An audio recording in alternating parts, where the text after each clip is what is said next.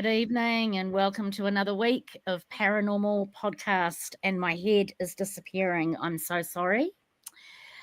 So, again, you are welcomed by the beautiful Natasha, Barbara, and Susie this evening, and we're going to be discussing poltergeists and the various information that is surrounding them. No one has any paranormal news? Nope. So we're going to just get straight into it, I reckon. Yeah? Okay, so like poltergeists, what do we think of poltergeists? What is a poltergeist? What does poltergeist mean even? So poltergeist, the word is a German word. And it's interesting, it's a German word because the first known case of a poltergeist was in 856 CE and originated in Germany. So that's why, in case anyone's wondering why it's got a German name, excuse me, that'll be the reason why, I would assume. It's also two words.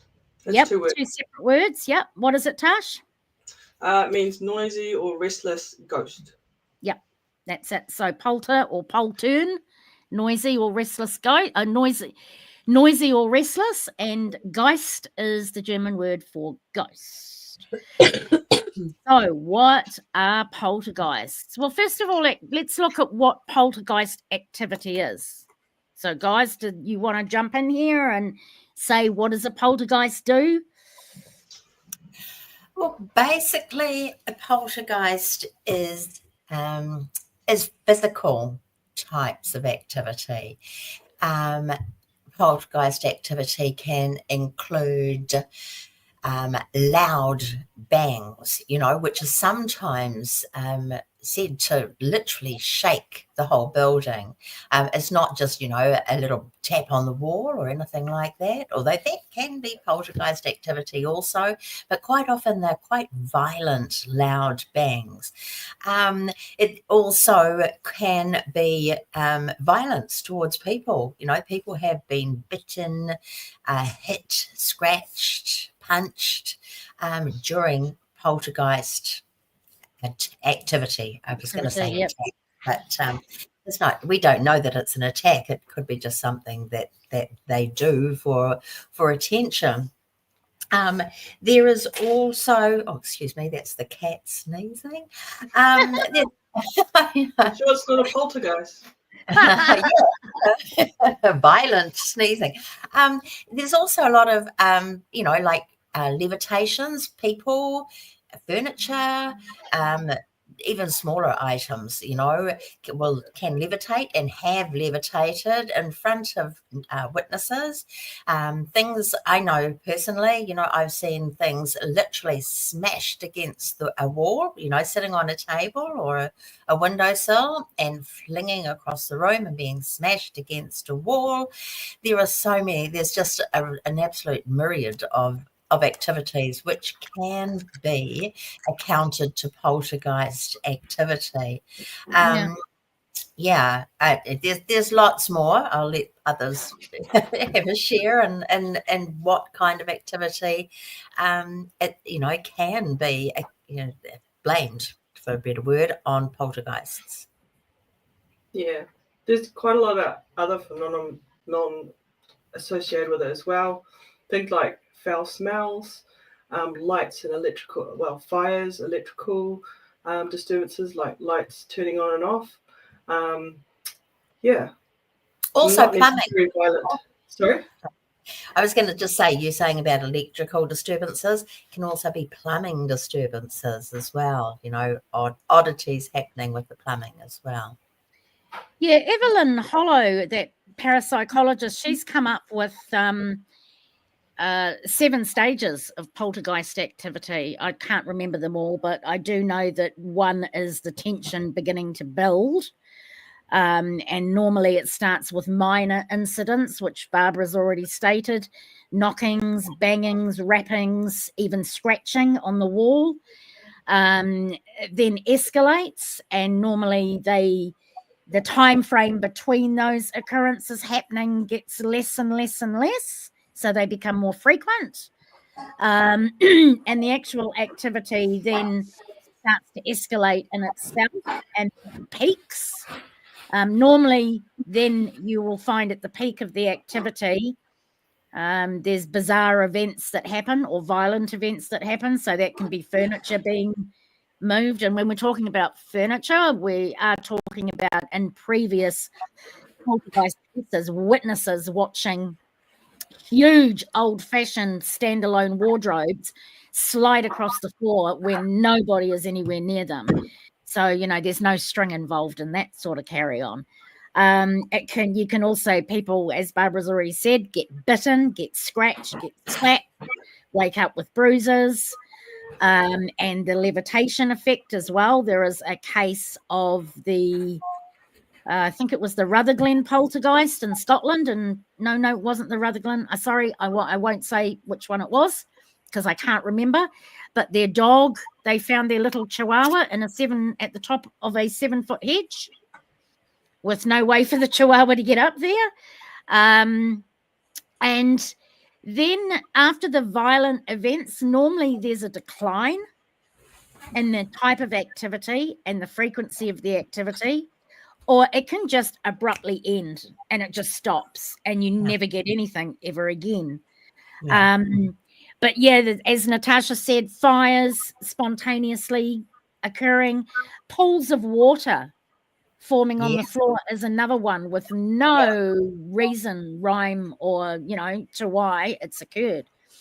And there's been normally parapsychologists and paranormal investigators have been lucky enough to get access and ongoing access to investigate quite a few different poltergeist cases over the century or over the decades, in the last century, the last 100 years. And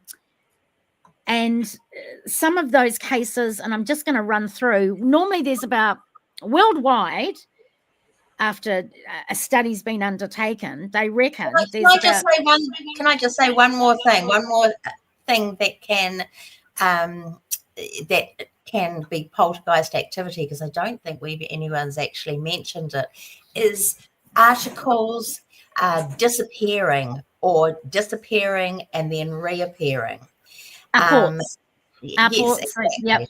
Exactly. Yep. And in fact, one of the very famous poltergeist cases is the Battersea poltergeist. And that actually started very subtly with one morning, the girl who they think is probably the target of the poltergeist, she woke up one morning and discovered a beautiful silver ornate key on her pillow, which hadn't been there when she went to sleep. And from that, the activity started, and the key just disappeared. So yeah, sometimes it can be very. That's really interesting, eh? That's really, really interesting. Yeah, exactly. Some of the poltergeist cases, or should I say recent poltergeist cases, the one Barbara mentioned, the Battersea poltergeist case, which was in England in 1956.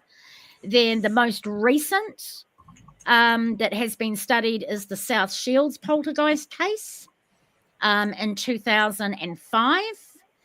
Of course, there's the Enfield poltergeist, which is probably one of the most famous, in 1977. There's also the Sochi poltergeist in Scotland, which happened in the 60s, in 1960. The Thornton Heath poltergeist, which was in England in 1938. And the Galloway poltergeist in Scotland, 1965. The Birmingham poltergeist in England, 1981. The Goitside Road poltergeist in England, 1990s. The Rutherglen poltergeist in Scotland, 2016.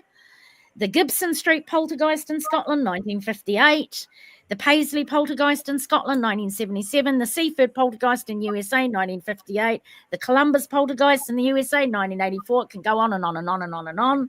Yeah, there's quite a few of them. Some of them are very, very well known. Some of them are not.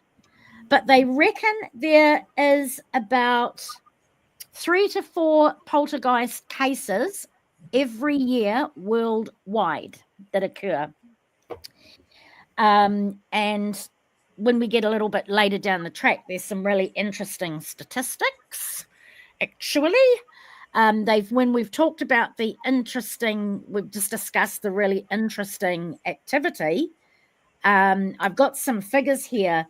It was out of 960 poltergeist cases that were surveyed from antiquity up to 2020. And they've got 60% of them had moving small objects that occurred within the actual case. Noises and other raps were only 46%. High energy, which was things like heavy objects being moved, slamming of doors or opening and closing of doors, and levitation, that was 39% of cases witnessed that type of activity. Aggression, there was quite severe aggression in 29% of cases. Apparitions were seen in 28% of cases, which I actually found quite high, funny enough, because that's not something I would actually automatically think of when I thought about a poltergeist.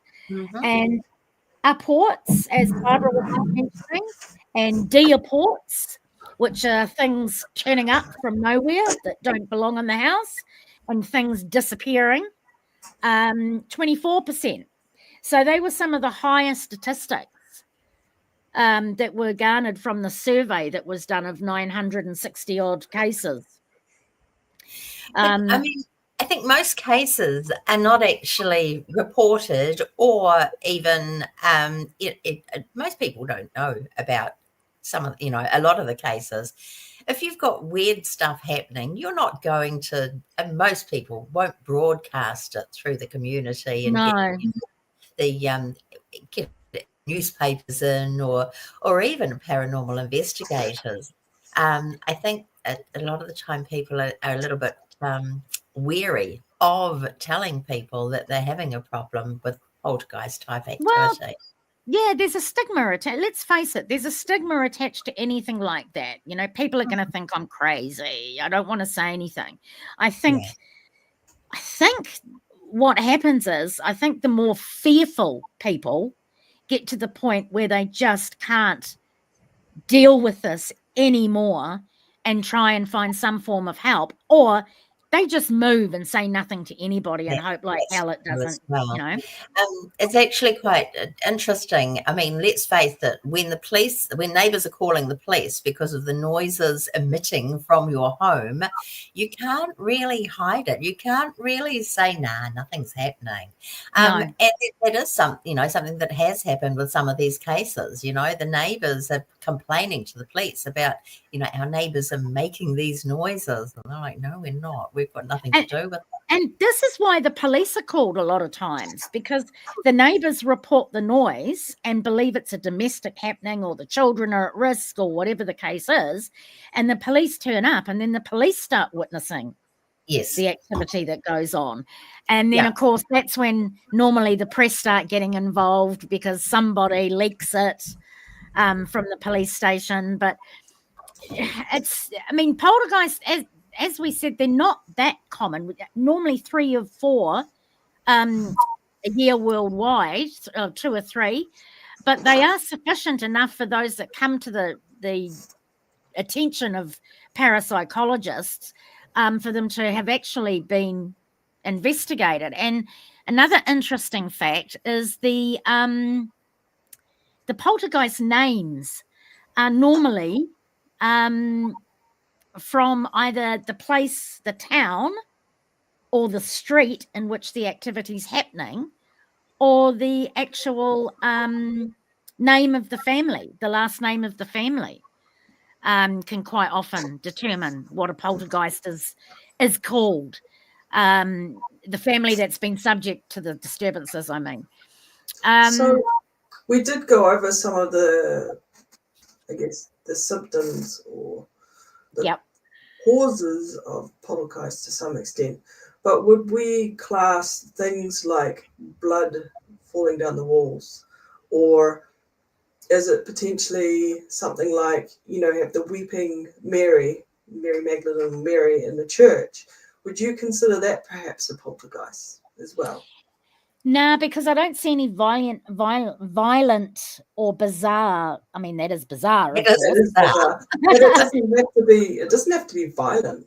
Yeah. Well, It just has to be present and physical. Yes, yeah, that's what I was going to say. If I it's would. physical, yeah. Yeah. So if you have a statue that's crying blood, or you have blood running down the walls, or as you said, there's a pool of water, would you consider those miracles that people see with I wouldn't consider that poltergeist activity, because I'd go back to the definition of the word poltergeist, which is noisy ghost. And a statue weeping blood isn't a noisy ghost. I still feel like that is like a sort of a box to put that in, but it doesn't necessarily have to be like noisy. It just has to be like physical. Physical, and that is definitely a pool of water is not violent or physical. No, but you don't only get a pool of water with poltergeist activity. That activity is accompanied my point with is that it doesn't have to be noisy. Hang on, let me finish. Let me finish. That activity accompanies other activity as well. I believe that it can be just a physical presence that you can feel or you can see. I believe poltergeists are just, tricksters or jokesters or something that's trying to get your attention. Well, we're not quite there yet discussing exactly what it is. I actually don't think a poltergeist is an external force at all. I actually believe that pretty much same as what the parapsychologists believe, and that poltergeist activity is in fact what is termed, and bear with me here because I'm going to talk about this quite a little bit more. Psychokinesis. Well, recurrent RSPK is what they call it. Yeah. Recurrent psychokinesis, yeah. And because normally there is an agent or what they call an agent in 79% of cases that one study has undertaken, that there is clearly an agent involved, and the actual activity can and does quite frequently, again, in another high percentage of cases, which Roll did in 1977, he undertook his study, follows the agent. So when they go to work, that activity goes to work with them. When they go to school, that activity goes to school with them. In the case of the Sulci poltergeist, that girl was actually sent from one home to go and live in another home. And that activity followed her when she went from her parents to live with her, I think it was her cousins or something. And the activity left her parents' house and started up in her cousin's house where she moved to. So there's a lot of data surrounding some of the case studies that have been done. And I think there's been two major case studies that have been done, one in 77 by Roll and another one in 79 by Cornell and Gould. And the figures are a little bit different, but again, they come to the same conclusions. And they looked at 3 biological factors in those studies as well, which was gender, age, and domestic situation. 2 of the studies showed that there was a predominance of female agents in 61%. Sorry? I said that's about 79% is female? 61, I think it was female. There was a theory that the Conjuring or the Perron family, that it wasn't necessarily demons, but it was a poltergeist because allegedly the husband, who was a traveling salesman, was quite abusive to the family and his wife. So Allegedly, please don't get allegedly, us done for something. Allegedly. I said allegedly, so yes, Yeah. that's allegedly. So maybe that was a projection of the fear in the household, allegedly. Well, I wouldn't like to talk about that or even bring that into debate, to be quite honest, because Oh, I'm not debating. I'm just saying potentially it wasn't demons per se. It was projection of fear. There is a high level of tension. So yeah, it could absolutely have been the fear factor being in there. Excuse me. And they could have been just feeding off each other's energy and projecting that. Well, the other thing too is that there hasn't been any the person who lived in that house after they lived in that house said there was nothing there. No. And that quite often happens in poltergeist cases because it just ends and that's it. It's over. Yeah. Or if the agent has moved on, Yep. it may be happening. I'm not saying it is or is probable or anything, but it could be that it's actually occurring wherever the agent is at another house. Yeah, and there has been one, and I can't remember the case. Oh my God. Oh, I know. It's the one the movie The Entity was based on, but I can't remember the name of the case that they called it. The movie The Entity was actually based on that case. And she did move and it did follow her. The activity did follow her and it continued for months. And when we're talking about how long poltergeist activity can reign, it can be anywhere from a short few period of weeks. I think the longest documented case was a Brazilian case, which was 11 years of poltergeist activity occurring, going through phases of real intensity and then nothing for months and months, and then it coming back with a vengeance again. But yeah, that's the longest one that I've heard of. I think the Battersea one was 12 years, according to my research. Oh, was it? Basically it ceased completely once she left London. But once again, it didn't just suddenly stop, it tapered off. She actually left the house and got married. She got married and left the house. But some of the activity apparently did still continue. And it wasn't until she completely left London that there was nothing else occurred after that. Yeah. So. Yeah, it's quite interesting because the two studies that I've looked at closely, which is Rolls and then the later one a couple of years later by Cornell and Gould, they've actually concluded that in the cases that they've looked at, the ones that they believed contained agents, clearly there was an agent involved, was 40%. In the second, in the second study. In the first study, it was 42. So even though the study was done by different people, they've come to pretty much the same conclusion when we're talking about percentages. Yeah.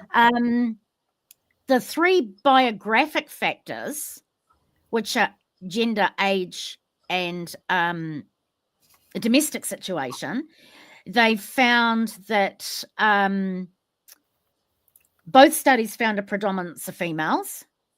The first study, that was 61% of females were considered to be involved or possibly an agent. And the second study said 73%. So what they also did was the first study took a load of ages between 8 and 78, believe it or believe it not. And they came to the median being a 13-year age, pretty much. 70%, both studies said 70% were under the age of 20. So it seems to be the confirmation of the focus or the agent being of an adolescent nature, because let's face it, hormones are still present at 18 or 19. Seems to have been shown by both studies that there is some data to corroborate that. Although with some of these cases where the activity persists for 10, 11, 12 years, I mean, clearly the agent is getting older. I mean, if they were 15 at the time, they're nearly 30 before it actually, and so they're no longer adolescents. So while that can be a factor, it certainly is by no means a it's not essential. No, absolutely not. No way. It would be related to hormones, though. They don't just disappear, and then they decline when you start getting into your 30s. So. Yeah, good point. True, that's a good point as well. So the interesting one was when they looked at the domestic situation of these people that are supposedly the focal point or the agent. They found that 62% of them were living away from home, so were under some form of stress. And that was when the disturbances began. And 41% of them, the disturbances began when there was problems or changes within the domestic situation. So either having to move from a 3-bedroom house to a 1-bedroom house and having 3 kids sharing one room, for instance, or a marriage breakup or something like that. 15% of them were found to be suffering from mental or emotional problems prior to the outbreak occurring, which I find is quite interesting as well. There's a lot of data that you could pull apart, and we're not going to do it justice at all. But there's a lot of data that leans towards the fact that a lot of people in the households where it occurs, there is a stress component. Where Natasha was just talking about a fear component, there seems to be a stress component. And this can be from a 40-year-old housewife being stressed out. Can I just go back to what you were saying about how 15% of the targets of the poltergeists or the agents of the poltergeists were actually had mental illness or had been noted as having mental illness before that? I would actually think that was a pretty standard number in any target group of people, in any group of people of that particular adolescent age. But they're not talking about adolescent age, though, Barbara. They're just talking about who were actually considered to be part of the receiving the disturbances, who were in the household. Yeah, but even if you were just to take a random sample of people, I think at least 15% would have some form of mental illness anyway. I don't know. I mean, I'm no expert by any means, but I'm surprised by that figure, I must admit. Well, on your basis of what you're saying, 1 in 3 people in New Zealand have a mental illness. So it's highly likely. 15%. Yeah, exactly. So, I mean, and so we're not talking people have mental illness.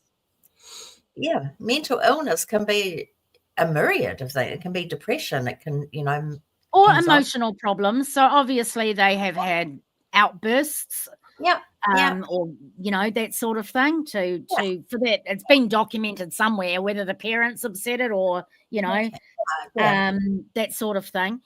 There's from what this research that I've done and looked into, there's quite a few different theories.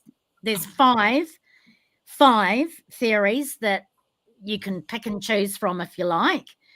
And one is that it's a ghost or a spirit that haunts the location or a person. And when you think of how it manifests, with knockings and raps and things like that, you can see how easy it would be to come to that conclusion that you've got a ghost in the house. Mm-hmm. And also movements of objects and, the like. The second theory is that the poltergeist phenomena is fraud or trickery that's being skillfully executed by, excuse me, somebody within the house.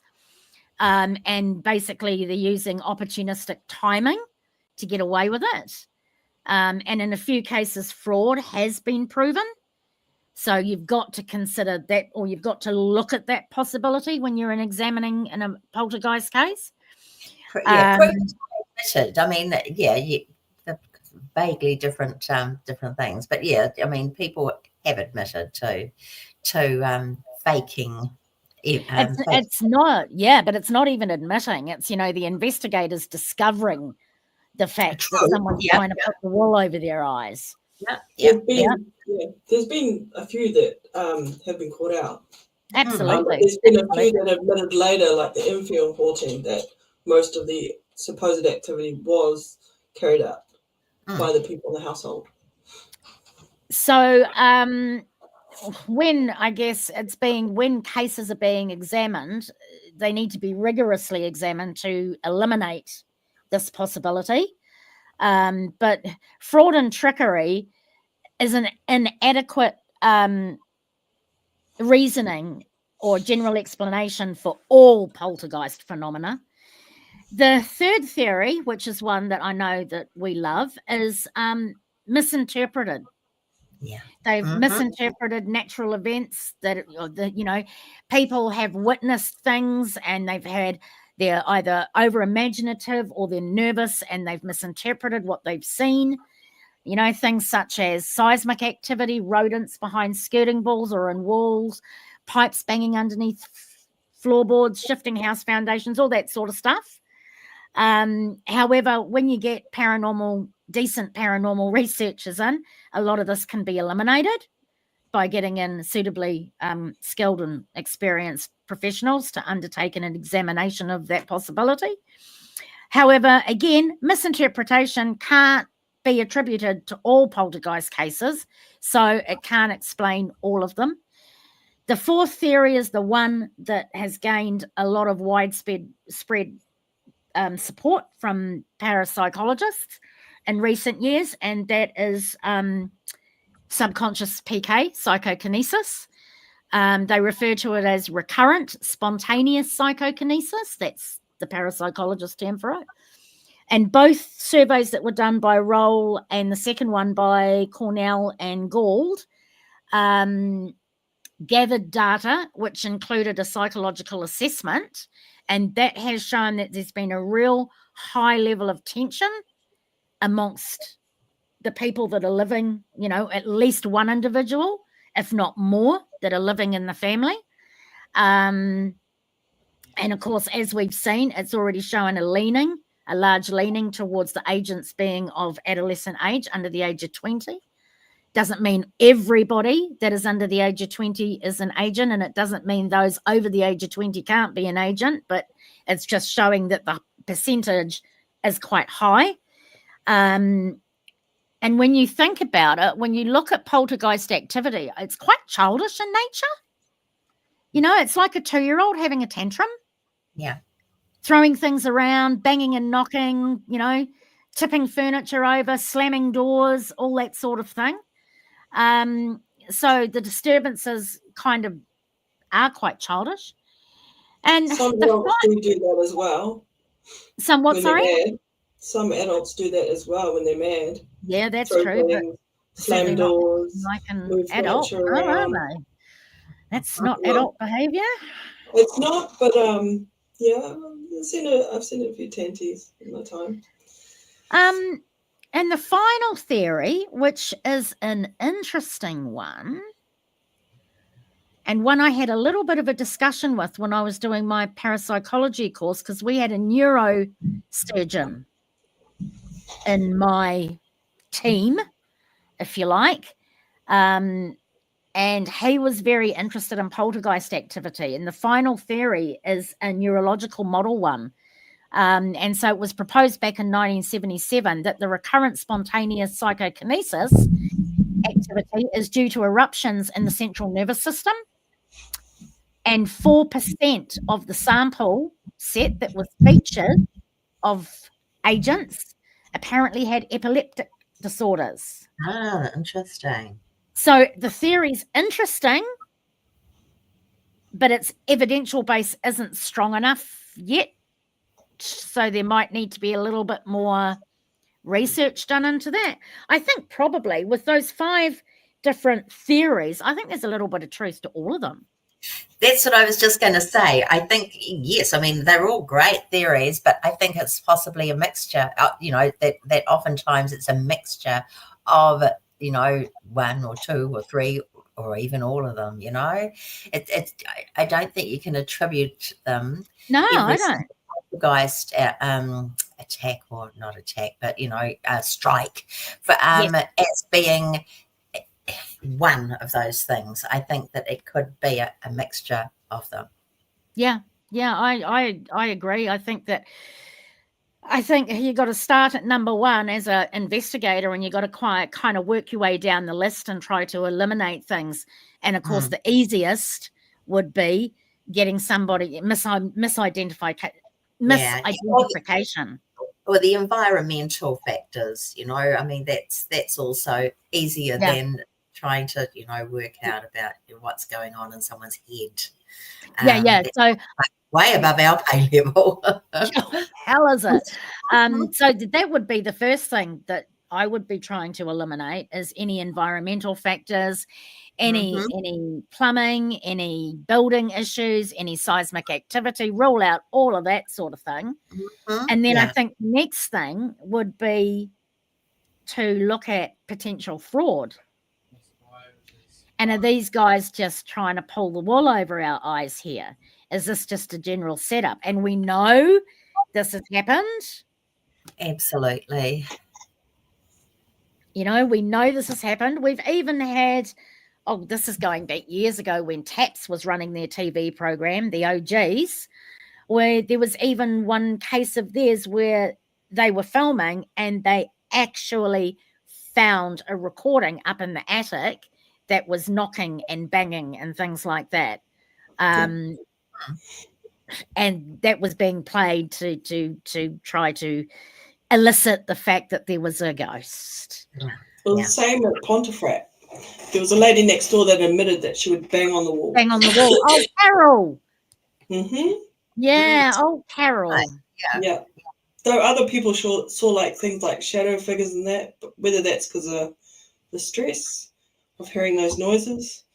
It could have been. Yeah. I mean, that's where cognitive bias comes in, Yeah. I mean, you're hearing these noises and you think you saw something and you think there's something weird going on. Oh my gosh, that was a shadow I saw, If you really believe you're going to have something happen, you probably will. When we said the other week or something about, I think it was me, you and Ian, Barbara, when we were talking about it, and I said something about, I keep seeing online about the best tools a paranormal investigator can possess is their own ears and their own eyes. And we discussed the fact that that's the worst tools to possess because they are totally fallible. Yeah. Tony asks us a question. Oh, no, that's wrong one. Tony's been asking questions the whole time. Sorry, Tony. Have any of you investigated an actual poltergeist as opposed to a supposed haunting? No. I have investigated hauntings which have had elements of poltergeist activity. So it's not necessarily, a poltergeist as such, but there are definitely bits of the activity, pieces of that activity, which could be attributed to a poltergeist. And that's actually something that I really do wonder whether a haunting can set off poltergeist activity, but whether that can be the catalyst for setting off poltergeist activity. But I'll let the others answer as well.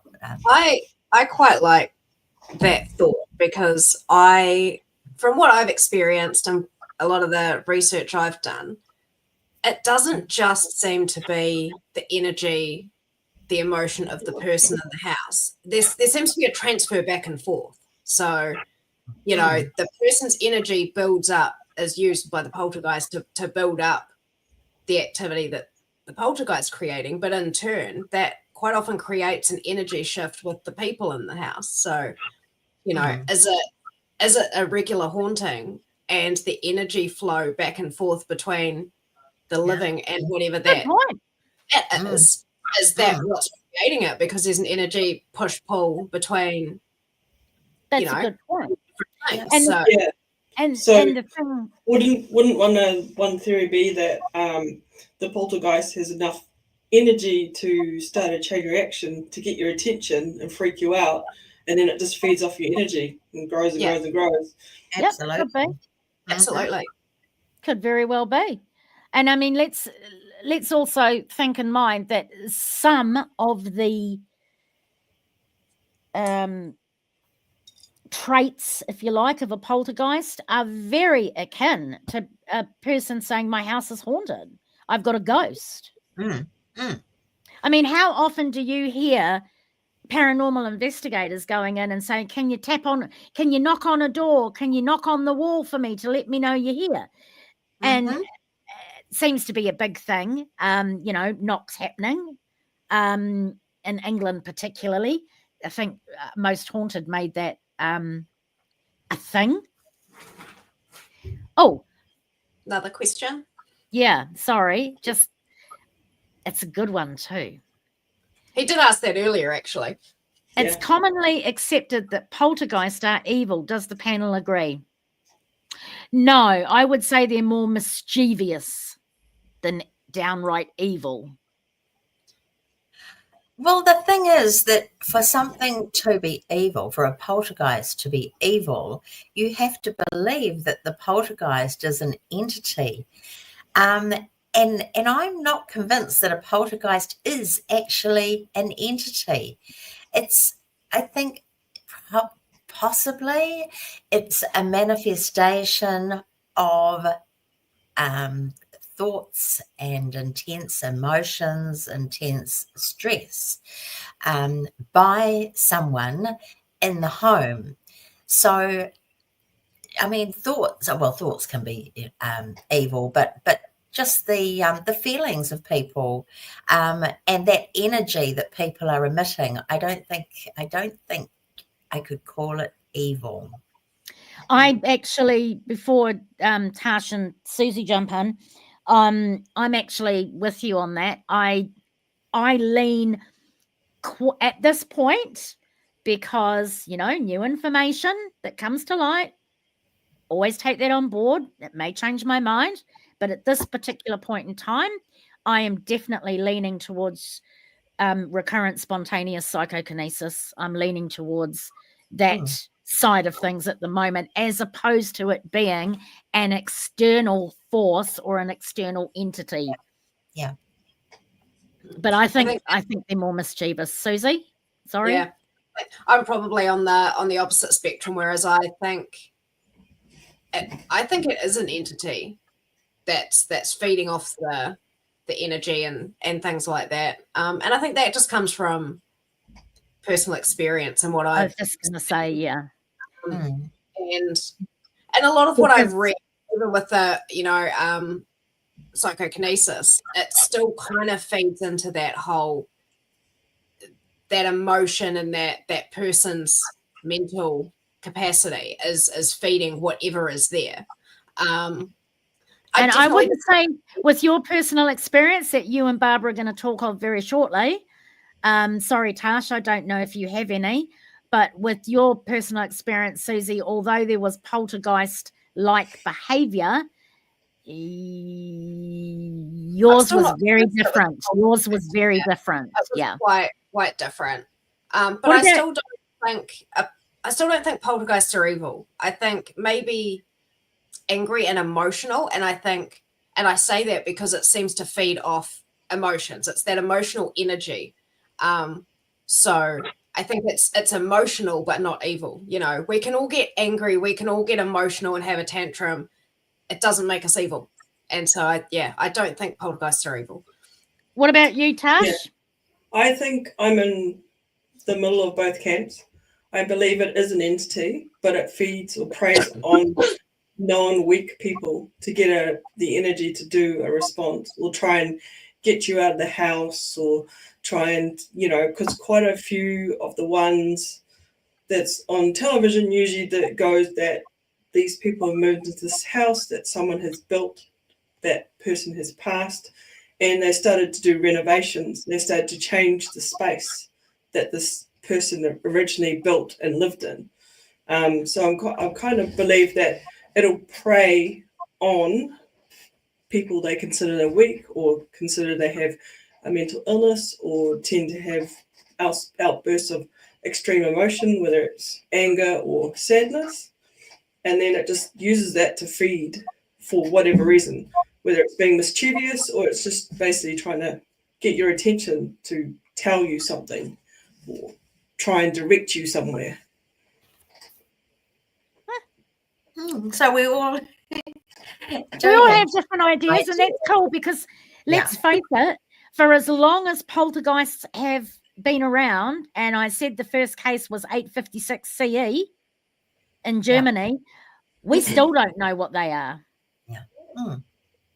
Exactly. We have a few theories, like probably lots and lots of different theories, but probably 4 or 5 ones that seem really plausible. But other than that, we don't know. We don't know nothing. Just like the whole paranormal field, we actually don't know anything about it whatsoever.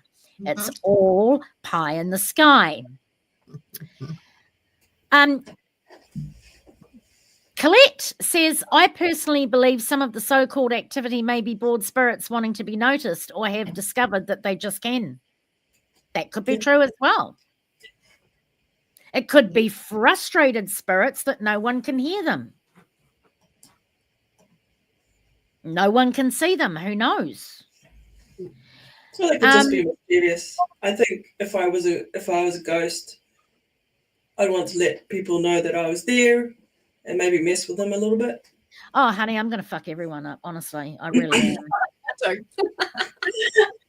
I am going to things like get rid of all the batteries in the house so you can't use your remotes and stuff, and remove all your power cables so you can't use your devices.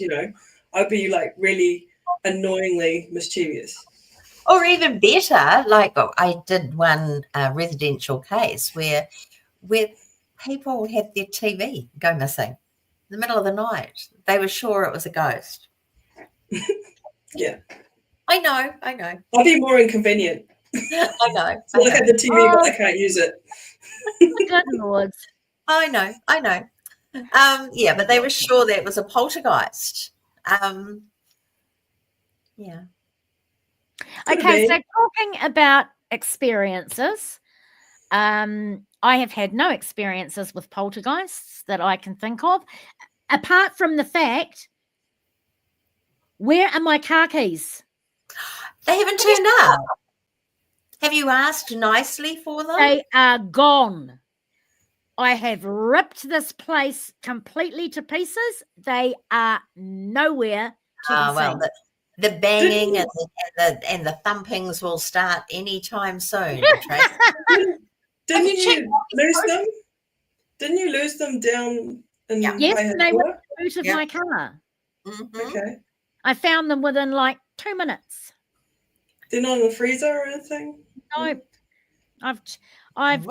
would have turned up by now. I've checked toilet holders, toilet roll holders. I've checked the most stupidest of places, and they're gone. They're absolutely gone. I really don't know. I've moved couches. Have you asked nicely for them to come back? No. What? Do it.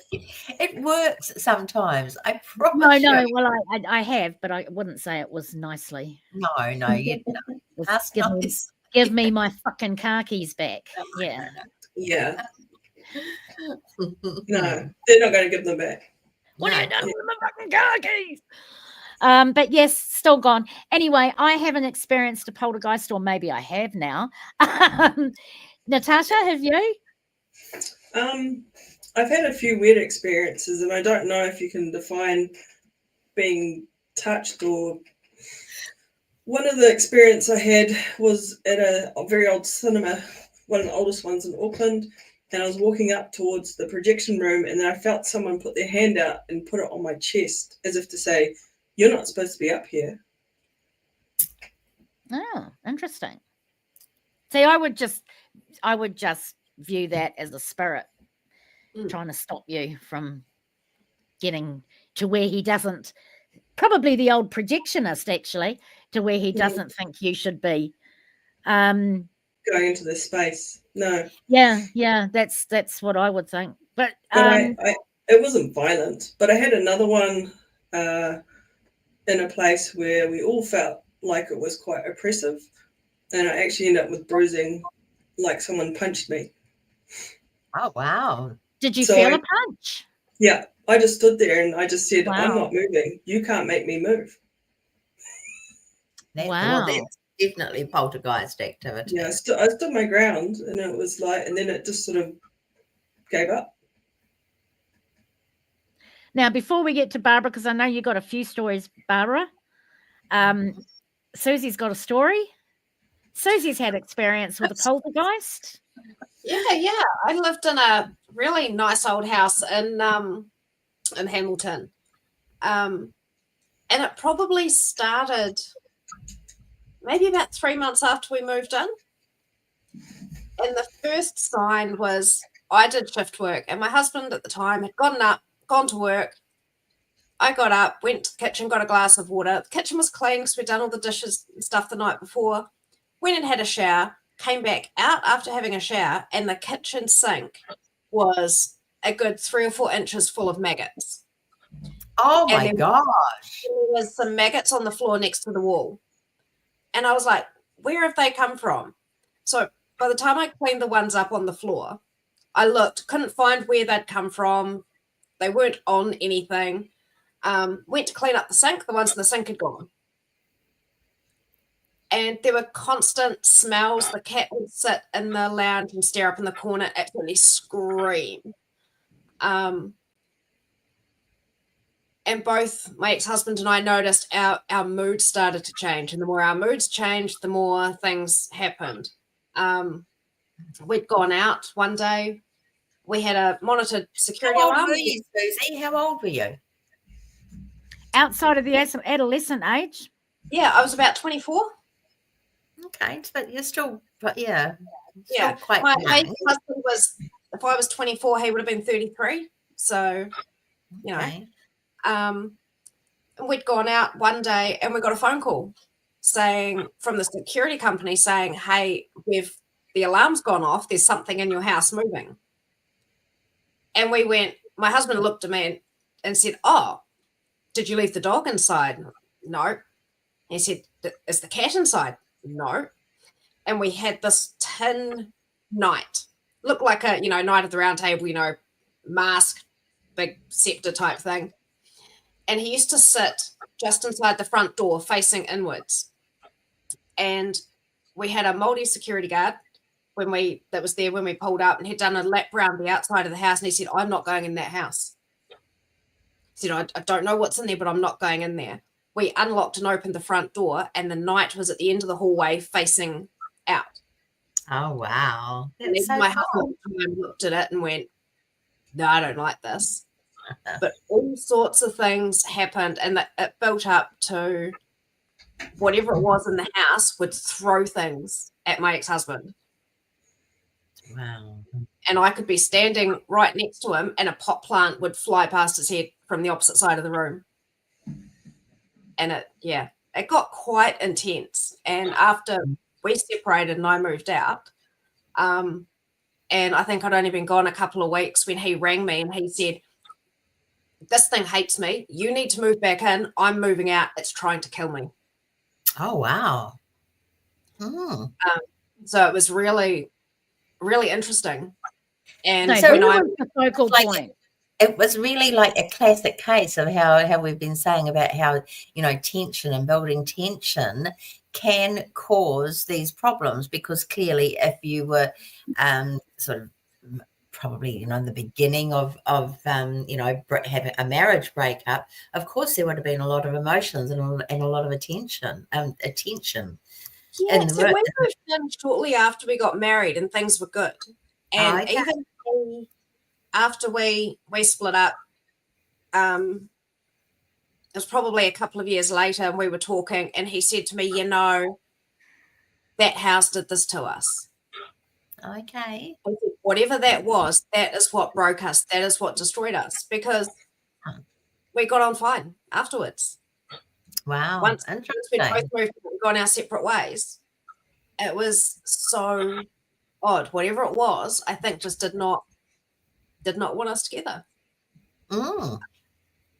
And Wow. I believe the people that moved in after us had some issues because they only lasted about 6 weeks in the house. Wow. Oh, wow. See, don't you just really wish that you were living there now, like as a paranormal investigator?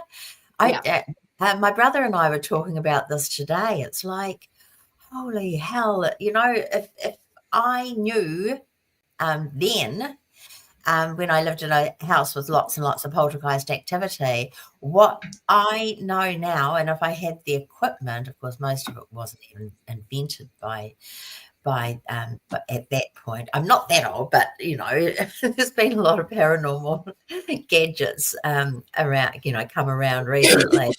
It would have been so cool. I would have been in my element, and I guess you'd be the same, Susie. Oh, absolutely. Yeah. So what about you, Barb? Ironically, it probably wouldn't affect you if you're like, I know now. I know. Yeah. Well, that's another thing that I totally believe, that if an entity or whatever it is believes you're looking, they're not going to come around. They're not going to make themselves known at all. But if you're a little bit concerned about them, and they love to scare you.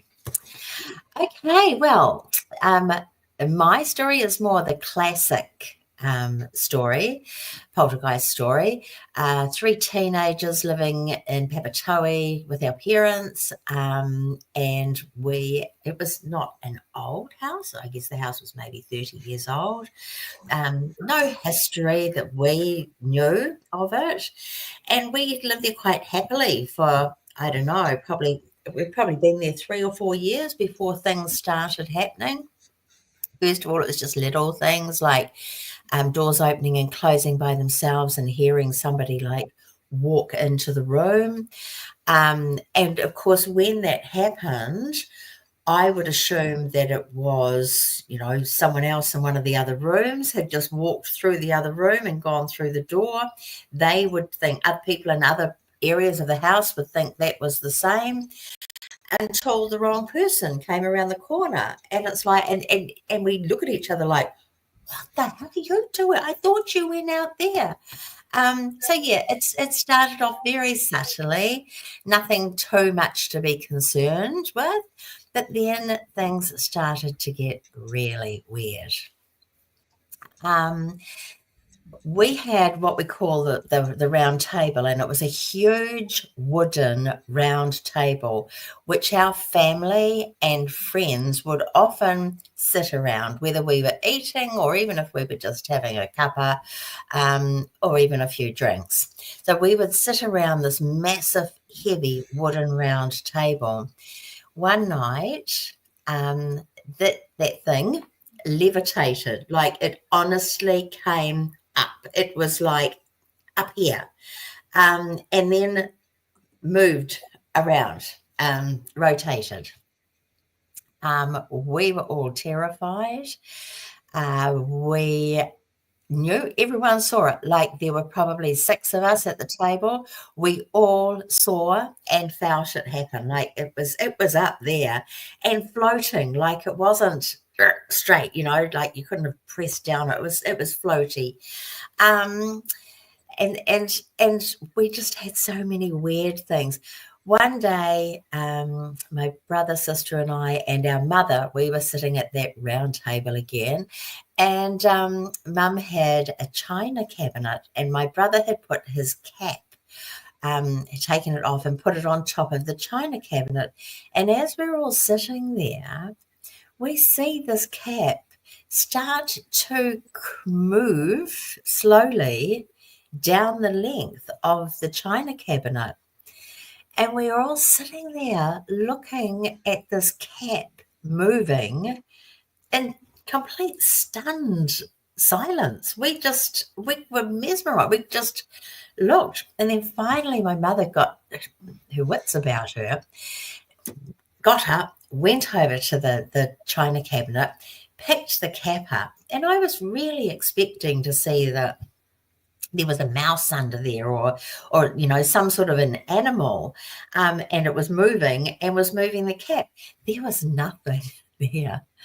And all these things, like, they were so in our face and in front of numerous people that we could not explain it. It was one day we were all sitting there, and on our bench, on our breakfast bar, back in those days, you had the glass milk bottles, and this glass milk bottle is sitting on the bench, and it had been sitting there for like an hour.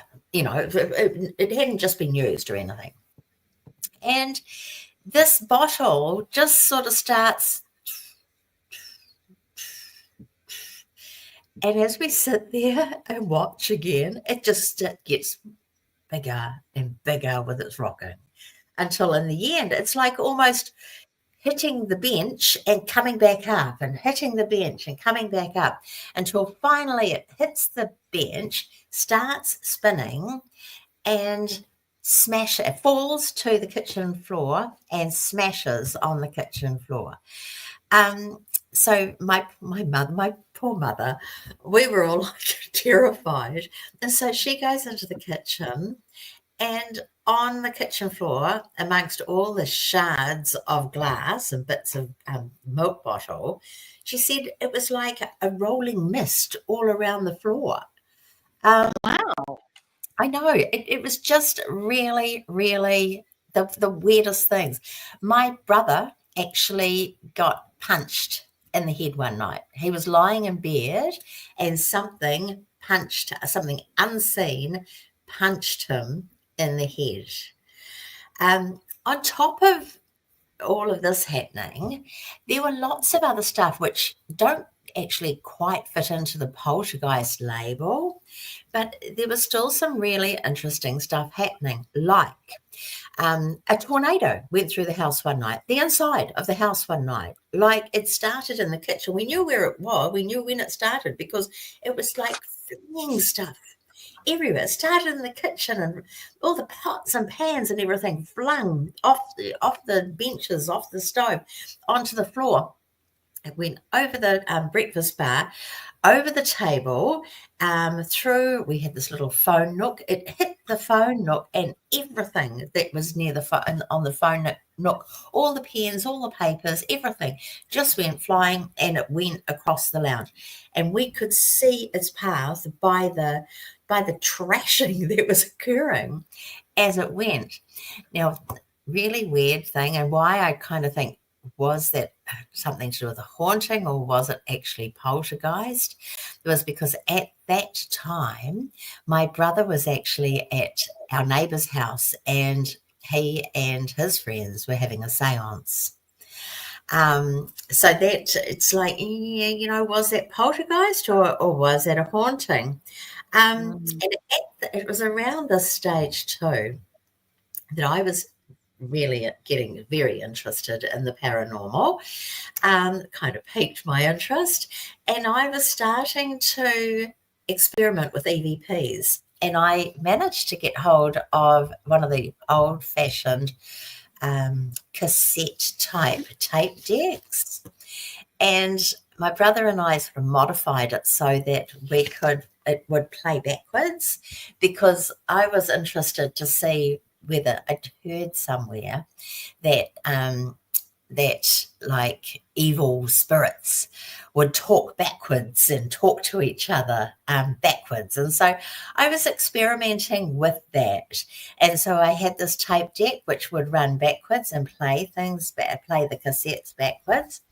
this a couple of times I actually picked it up and started doing stuff with it, and we got like one time there was this huge, like a massively loud guttural snarl, like there was no other word for it. It was nothing human. There was just no way in the world, a human could have made a noise like that. And I have no idea how it got recorded. It certainly, I didn't hear it at the time I recorded it. And then Tony reminded me today of one EVP that I somehow recorded, and this was backwards, when we played it backwards, and it was he sounded like a really gruff male voice, and clear as, and he just says, "I want." Oh, sorry, I shouldn't really say that, but that was What did he say? I want. I want. Yeah. So we had lots and lots of really unusual things happen, which could be put down to a haunting. But a lot of it was definite poltergeist activity. And that's what makes me wonder to this day whether you can actually get a haunting that causes poltergeist activity, or maybe vice versa. Yeah, there was lots and lots of things. That just like I left home, it certainly wasn't followed. It didn't follow me, and I think my sister, everyone left home.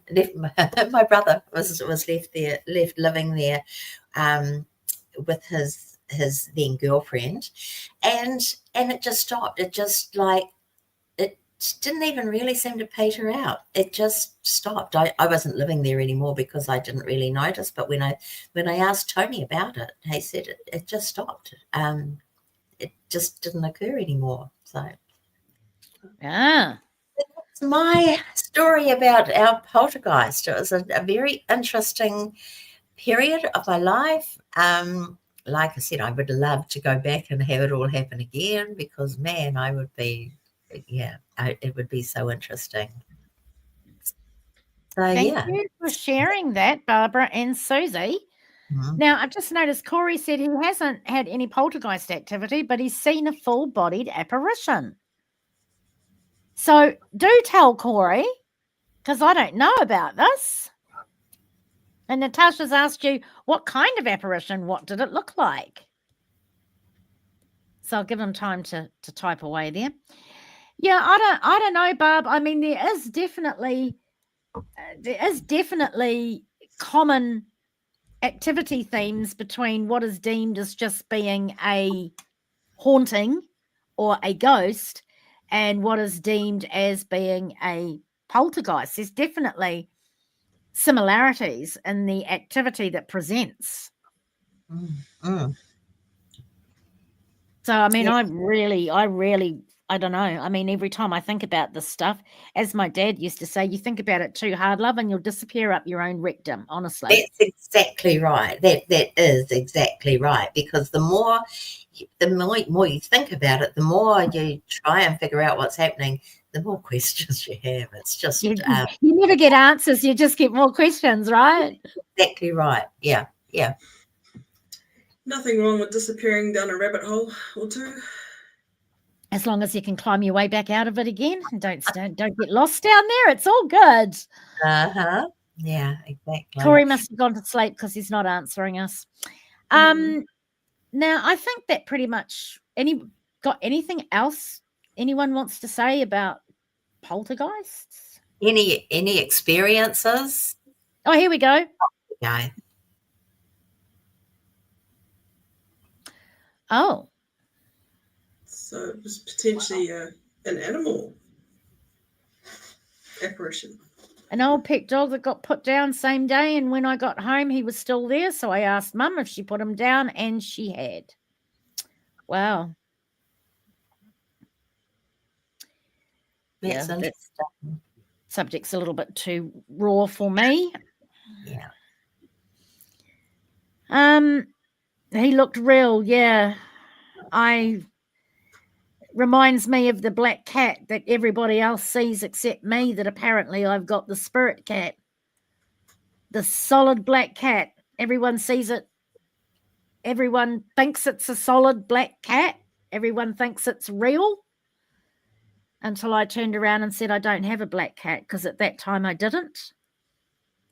And then when I did get a black cat and someone said, oh, where'd you get the black kitten from? And I went, oh, Carly. She's not much of a kitten anymore. She's, like nearly 18 months old. And they went, no, the little kitten following Carly. Oh. And I went, there is no kitten following Carly. And then I'm like, oh, here we go again. I always thought you had 2 black cats. Oh, don't you feckin' start. Everyone that came to my house saw a black cat when I didn't have one and saw 2 black cats when I only had 1 black cat. I always thought you had 2 black cats. I No, never baby. questioned it. I just assumed that you had 2 black cats. That's how solid everyone saw that cat. I wasn't. I was the only one that never saw it. That's the thing that makes me laugh. I was the only one that never saw it. But everybody else that came, it was just a solid black cat to everybody that was real. So, but no, I'll add you down to the very long list of people who saw my ghost cat. That's amazing, isn't it? So that I still have, apparently.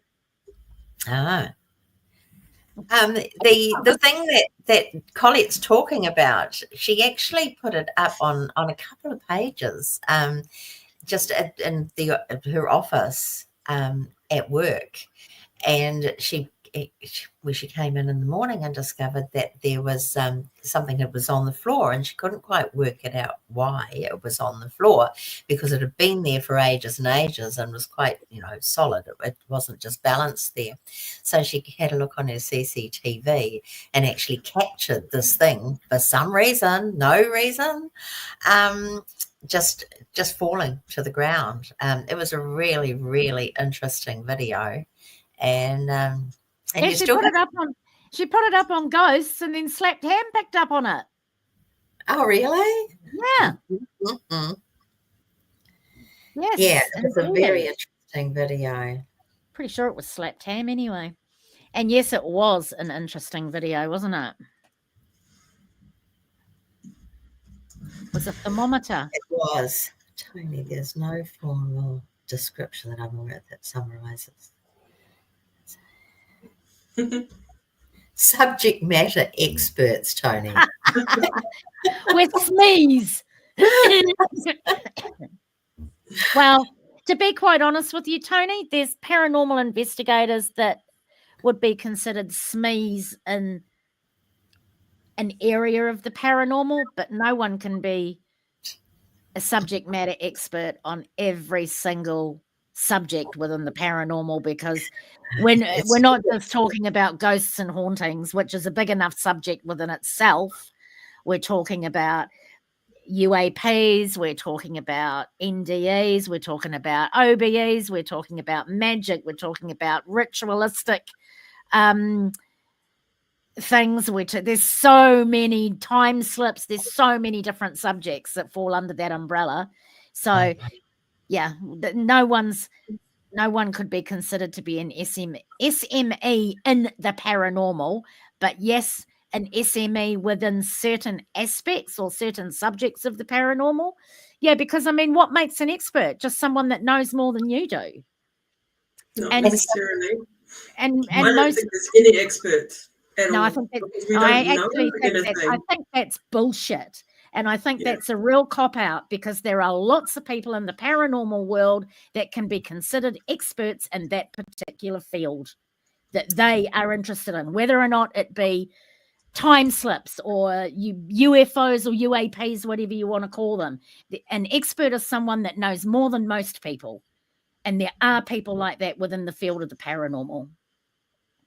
And you can't say that somebody that has spent 40 years living and breathing, I don't know, let's say cryptids. Yeah, cryptids. One particular one. Is and as not an expert in the field of cryptids, because there's quite a few experts. They know more than most people about the subject, and therefore can be considered an expert. I wouldn't say there's any professionals, because there's no grading and there's no standards to be measured against, but there's certainly people who know a ton of stuff about particular subjects in the field, and they know more than most people about that subject because they've focused on it. It's their field that they like. For instance, like Bigfoot, that's only one particular type of cryptid. God, how many cryptids are there nowadays? They come crawling out of the woodwork, aren't they? I do believe a huge problem in the paranormal field is that there are a lot of people who believe that they are an expert in some fields and basically have named themselves as the self-appointed expert in blah, blah, blah. Unfortunately, these people who literally name themselves as experts most of the time are not. They just have the loudest voice at the time. Well, it's not up for any. You know what? It's not up for the individual to say that they're an expert. It's up for other people to turn around and say that guy is an expert in his field. Yeah, absolutely. But in the paranormal field, there are so many people who declare themselves experts when they don't know what the hell they are talking about. But that's because there's so many con men in the paranormal field nowadays, Barbara, because of the explosion of the popularity. Absolutely. Everybody thinks you can make money out of it. Everybody wants to be famous because of it. Everyone wants their own TV show. Yeah. And the thing is, there are lots of people that say they're experts in the paranormal. And when you're talking about the paranormal, you're talking about an umbrella term that takes in so many different subjects. There are no experts in the paranormal, but there are people who are experts in certain subjects of the paranormal. But as you said, they don't normally turn around and call themselves experts. They don't normally, exactly. I'd probably play the devil's advocate. Like, even if they've spent their whole entire life trying to research and find proof of cryptids or whatever, poltergeist even, you can't even call yourself an expert because you can't really measure and repeatedly show scientifically that they actually exist. So it's all theory and conjecture. You can't really be an expert on theories. You need to prove the theory at one point, and then you can become the expert, and then you can explain what is happening, how it's happening, and why it's happening. You're never going to get there, though, I'm afraid. Probably not in our lifetime. Probably not in our lifetime. I'd say never. Maybe not in our lifetime, but no, definitely not in our lifetime. And it could be because we're focusing on such a narrow view. We got tunnel vision. We don't see the things around it. Yeah. So even if you're an expert, you could be missing everything because you're looking at a tiny little dot. Yep. I'd prefer to use, I wouldn't even prefer to use the term expert. I would prefer to use the term that person is incredibly knowledgeable on the subject of ... And that's all I would prefer to say about somebody in this field. Yeah. But yeah, I agree with you, Tash, that I think, and Barbara and I have had, oh God, I don't know how many bottles of wine and I don't know how many conversations of wine talking about this. We are definitely like this, and we're not getting the full picture. And I think also the fact that we repeat, or the general paranormal community repeat the same, what's the word I'm looking for? Bullshit. Yeah, that's a good word. But the same things again. We run EVPs the same way all the time. We use the same types of camera to capture an apparition. We use the same equipment that's on the market. We're not doing anything different. than most people out there. And we're not getting any more results, and yet we're still doing the same old, as Barbara put it, bullshit. Yeah. We need to hire the Tennessee race chasers, I think. No, I don't think we do. No, thank you. No, And they can make some definitely not. red neck traps to try They- and trap. Mate, they can't even use a fucking K2 meter properly, let alone a millimeter properly. So no, thank you. Personally, with just getting back to the experts question, I mean, personally, I find the longer I do this, the more I discover, the more I investigate, the less I know. You know, I just the more questions I have, and the less, and I realize I know nothing. Like, so yeah, I think it is very hard with certain areas of the paranormal, at least, to state that anybody is an expert in some of the areas of the paranormal. I'd say to just refer to them as very knowledgeable. Mm. They know their stuff. Whatever there is to know about it, they know their stuff. Whatever's out there, they've read it, they've thought about it, they've got their own theories on it, whatever the case may be. But yeah, I think expert is the wrong term. And I always like to say there's some people around that know more than most, but less than some. And that's what I would consider to be somebody who's very knowledgeable in the paranormal. Doesn't mean to say that they know everything, just means to say they know more than most people out there. And the other saying, Barbara, same as what you just said, the more I learn, the less I know. Yeah, absolutely. I have more questions and I never get any answered. I just keep stockpiling the sons of bitches behind me all the time. Cold hard proof is not easy to get. No, Colette, cold hard proof is that elusive golden goose egg, isn't it, guys? Really, at the end of the day, I don't think it'll ever happen at the moment. Not cold hard proof that not cold hard proof that will prove to the general public that something occurred or something is happening, because it's getting harder and harder all the time with the fraudsters, with AI, with all of the, you just can't do it. I mean, you can't prove it. Well, even if you did prove it, it's never going to be enough proof now, thanks to the fakers. Is it? No. And for that reason, I mean, I'm not trying to prove anything to anyone. Like, I'm just, if I know, I know. And that's enough for me personally. Yep, absolutely. Bunny,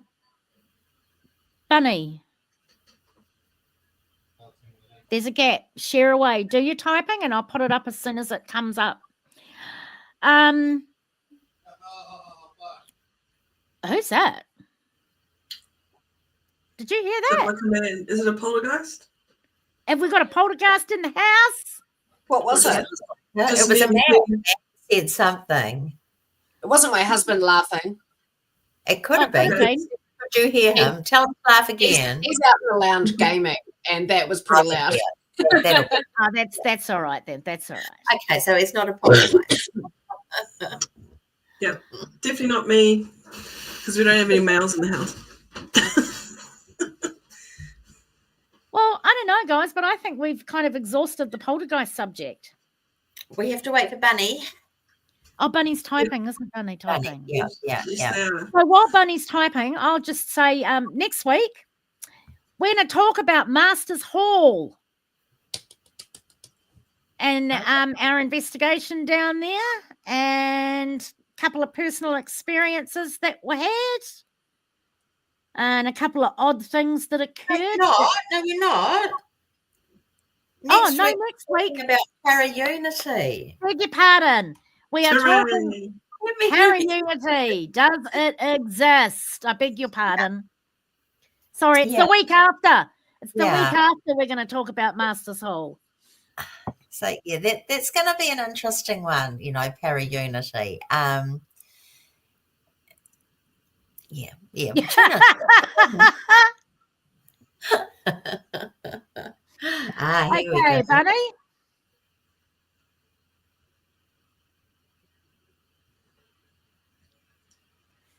Right. So I had a pet ghost at work.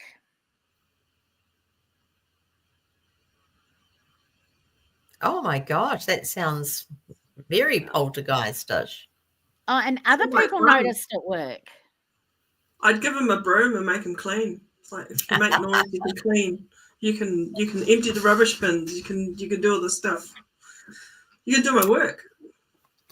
I've actually heard of this sort of thing happening in a workplace as well. You know, like lights swaying over their target, and electrical malfunctions. And oh my gosh!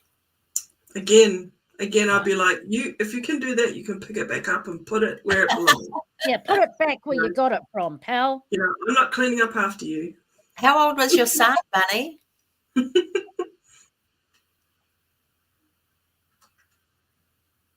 Oh, wow.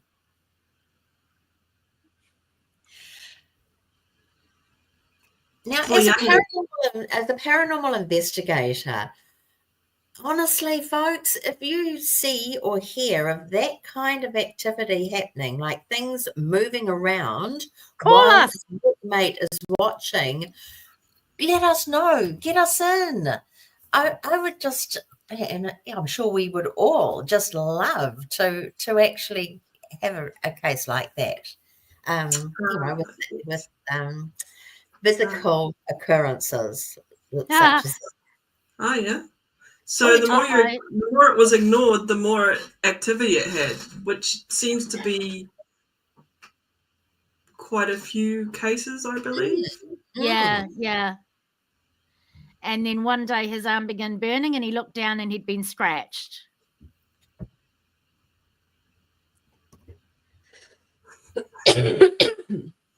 Oh, wow.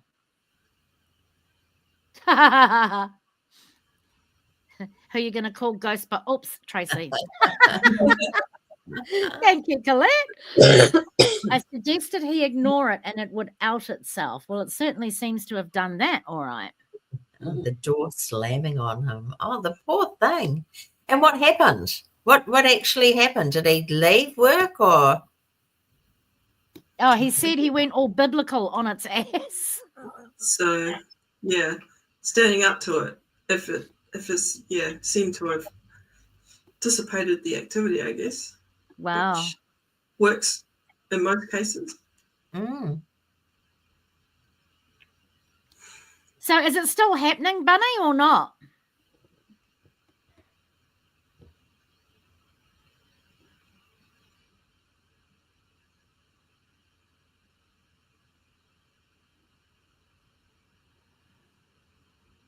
Oh, okay. Oh, yeah. Send him on its way. Sling your hook, sunshine. And it's not been back. That's very cool, Bunny. Excellent. Thank you so much for sharing. At least Sam's not getting bothered anymore. Mm. I remember when you first started telling me about this. But yeah, it's good that it's hey,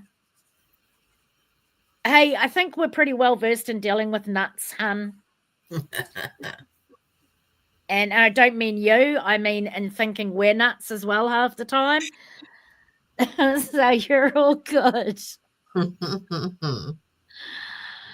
All right. So next week we have got Paranormal Unity. Do you know what Paranormal Unity is? If you don't, we'll talk about it next week and you can find out all about it. I don't think we even know. No, that's what we're going to discuss. It's a bit like fairies then, you know.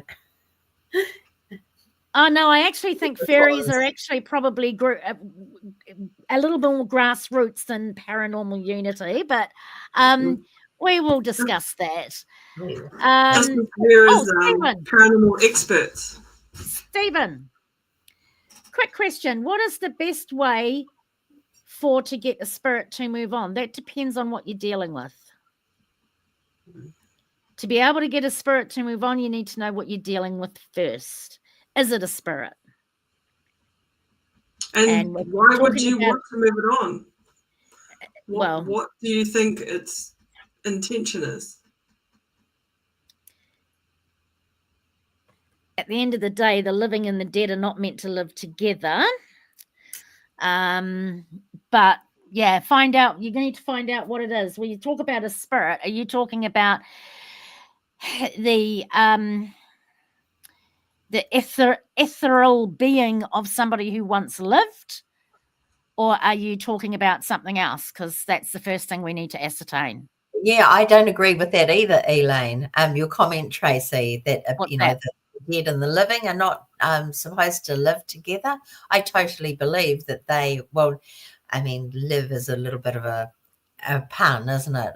But I mean, they died. Maybe coexist.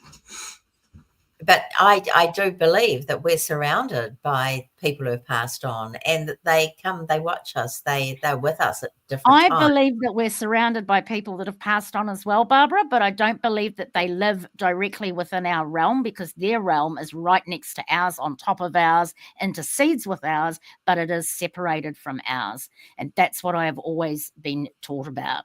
That's what I ascribe to, and I've actually had that proven to me. So that's my belief. Okay. So it's different. It does come down really to what it is, because there's no point throwing a Bible or scripture at it if it's Jewish. Well, it'll just make it more angry, wouldn't it? Yeah, or if it's Muslim, or if it's Buddhist, or if it's even like an ancient culture, it might not understand what you're saying to it anyway, and it's trying to get your attention for whatever reason. Yeah, absolutely. So it's hard, but you kind of have to figure out what you're dealing with before you can start. Got to figure out what it is, Stephen. Is it even a spirit? Is it an entity? If it's not an entity, is it an elemental? What are you dealing with here? What are you dealing with? Different. Tony's asked a really interesting question. He says, explain cleansing, please. And I'm thinking maybe we could even do a podcast on. I thought we'd done one. I don't think we have. I spoke about banishings. I spoke about clearings and cleansings. I spoke about smudging. Where was I? I don't know, but you were there. Yeah, I'm pretty sure. Yeah. According to the timetable, you were there. It was one that was very, very early on, I think. Was it, Tash? Oh, we did actually. Smudging, cleansing, banishments, and exorcisms. So, Tony, if you go to the podcast that was on the 16th of May, and you'll see it there. We did talk about it.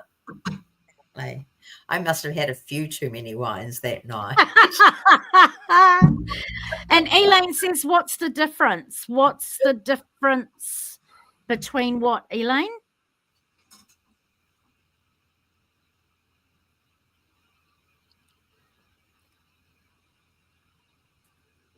She said something. There's a reason they are around.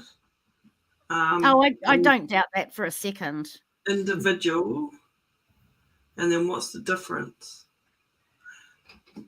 I don't know whether she's talking about what's the difference between a spirit and whether or not it's an entity, or whether or not it's an elemental, or whether she means what's the difference between a banishment, a clearing, an exorcism. Oh, spirit and entity. Well, normally, or generally speaking, a spirit is normally referred to as the ethereal body of someone who has once been on this plane, lived on Earth as a human being. An entity normally ascribes to a being that has never been human before and doesn't come from within our realm originally.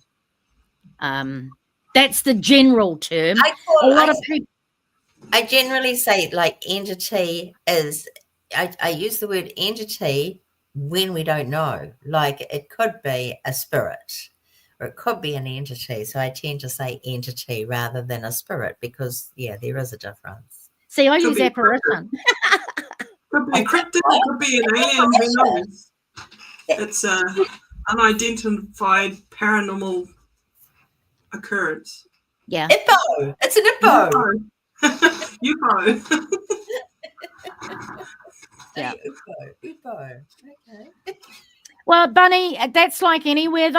I mean, we go on about here in New Zealand, but if you go to Australia, you need an Aboriginal elder to get rid of some of them over in Australia. And if you go to certain parts of Europe, you'll need someone well versed in their folklore. So it depends on where you live.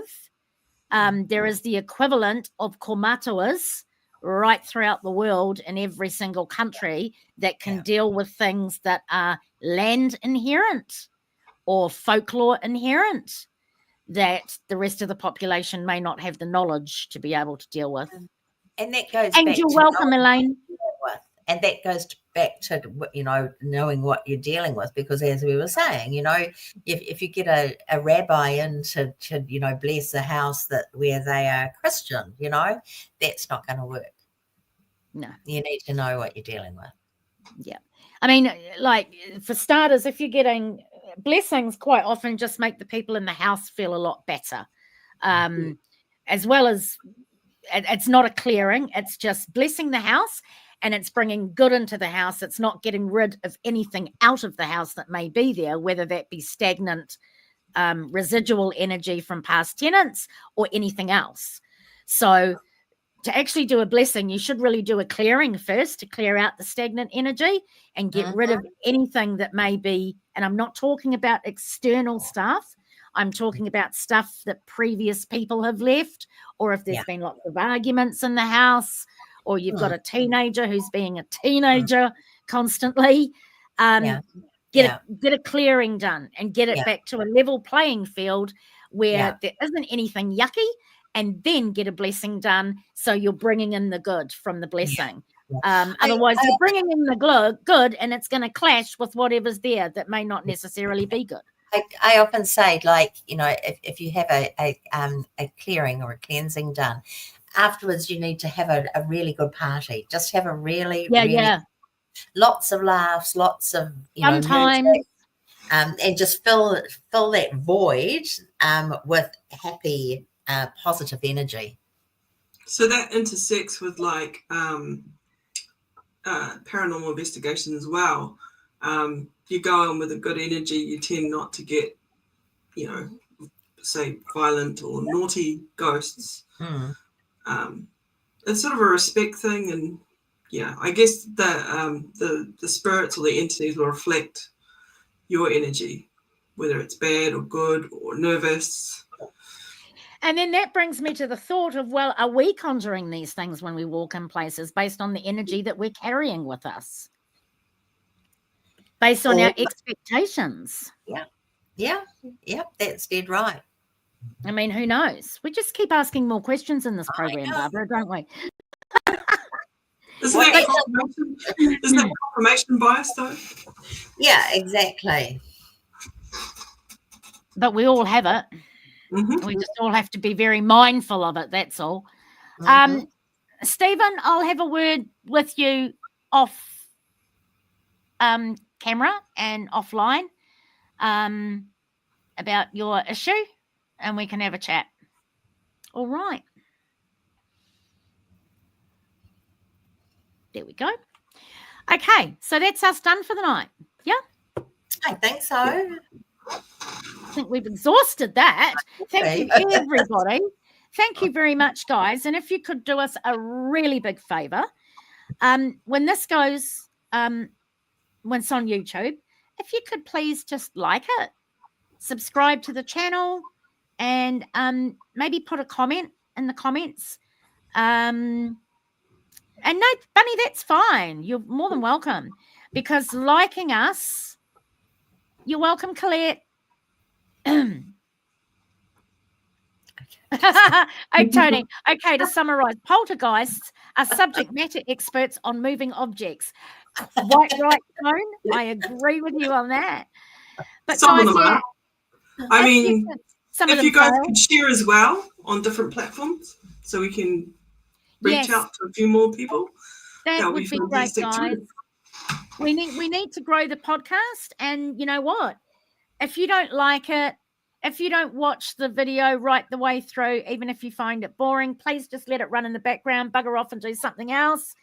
If you don't place a comment, if you don't view it pretty quickly after it's been released, all that stuff interferes and tells the YouTube algorithms that people aren't interested in the podcast, so we don't get pushed out on the platform to more people.